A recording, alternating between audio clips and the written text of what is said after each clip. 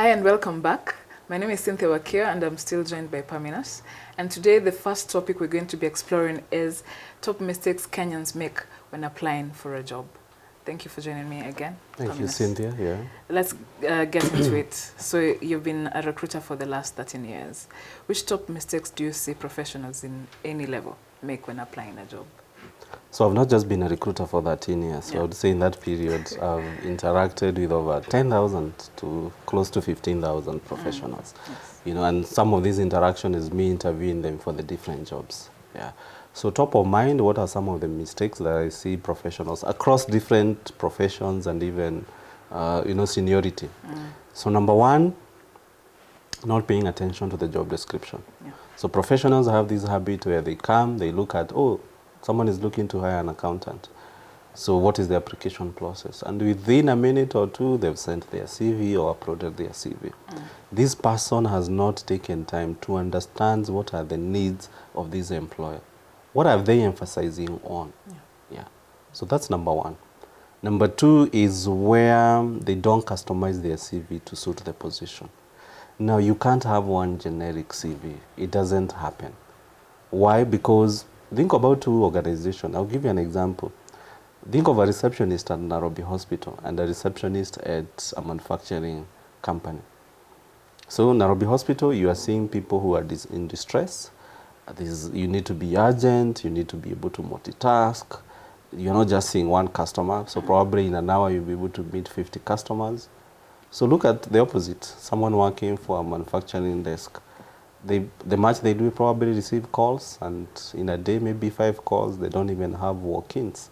So the way I would structure my CV if I'm applying for the Nairobi Hospital job would be very different from if it's a manufacturing. Yeah, because the demands are different. Yes. And you can only be able to do that. That's why I said you have to understand the requirements of the job. You really have to look at the job description. Yeah, so customize. Look at the employer. Look at what you've done. Look at what to emphasize, what to leave out. Yeah. So that's mistake number two. Mistake number three is what I say, quantity versus quality. So I know people want a job. I know it's not good. It doesn't feel good to be jobless, or it doesn't feel good to be in a job where you don't want. But then why would you go applying for, let's say, 20 jobs in a week? You know, you are spreading yourself all too thin. And the more jobs you apply, this is the reality, the lesser you'll have paid attention to this job. So what will happen? At the end of the month in there, you'll find that, oh, you've applied to, let's say, 30 jobs, and no one has called you. So frustration sets in, you start becoming desperate, you think it doesn't work, you probably even stop, you don't believe in the process. However, think of this person who comes, they pay attention to the JD, they customize their CV. So that means they'll be very careful on the kind of jobs they are targeting. And let's say in a month, they only apply for 4 to 6 jobs. And the fewer jobs they are, the more you've invested, the higher the probability that someone will call you for an interview. And that does help in terms of your self-esteem, and you'll be able to be at it. Yeah. So focus on quality, not quantity. Yeah. The other thing, which is still within their control, but they make a mistake here, is you see a job today, Cynthia, and either you are busy, you apply, you say, oh, the deadline is on Friday, so today is Monday, so you wait until Thursday to apply. That's a mistake you'll be making. Why? Most of the time, whether it's a recruiter like corporate staffing or another employer, a lot of times you'll find applications are processed as they come. Yes. So it's possible, the job was advertised on Monday, it's possible for them to have closed on Wednesday. Why? Because so many CVs coming in. They've reviewed the CVs that have already come in. They found that they have their 5 people to interview. Yes. So why would they wait until Friday for your application or Thursday? Yeah. So it does help. Someone watching this might say, oh, but then why did you put the date at That's 5 days to come?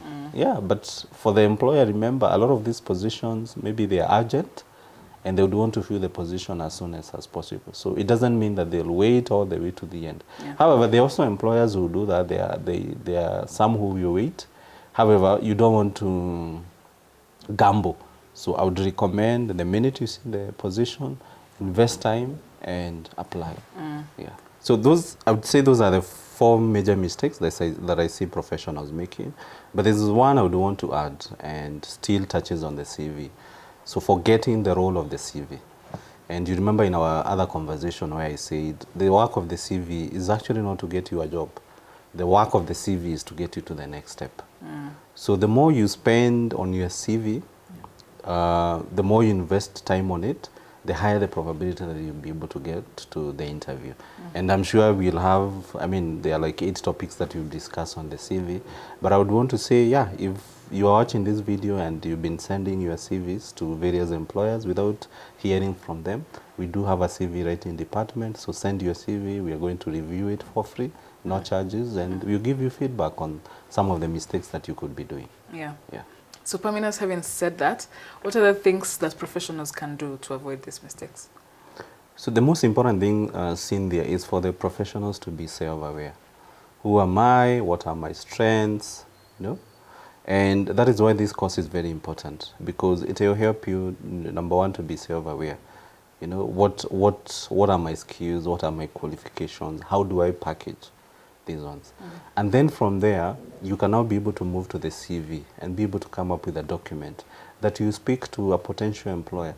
I always tell people, for you, I know you, I've worked with you for 2 years, I know your strengths, I know where you can improve on. So if it's an opportunity comes top of mind, you know, I can be able to see where in there you fit in, because we've worked together. But if you're a total stranger, what will I rely on? It's only the CV. Yeah. So, and even the stakes get very high when it's not just one CV that I'm looking at. You know, if it's one CV, I can look at it, or I say, oh, this is not clear to me, then I call you. But you imagine in a scenario where I have over 1,000 CVs. So I don't have that luxury to be able to pay attention to a lot of, to your CV so much and then decide whether I'm going to call you or not. Yeah.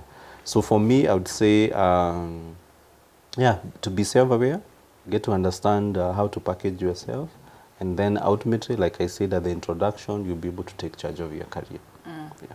All right, thank you so much for that, and I'm excited for the next topic we'll be actually tackling. Karibu sana. And thank you so much for watching this video. I hope you have learned a thing or two from Paminas. And I'm excited about the next topic we'll be tackling, about the job strategies that will waste your time. And we'll give you more tips on how you can succeed in your job search. Thank you, and stick to this, and we'll see you next time.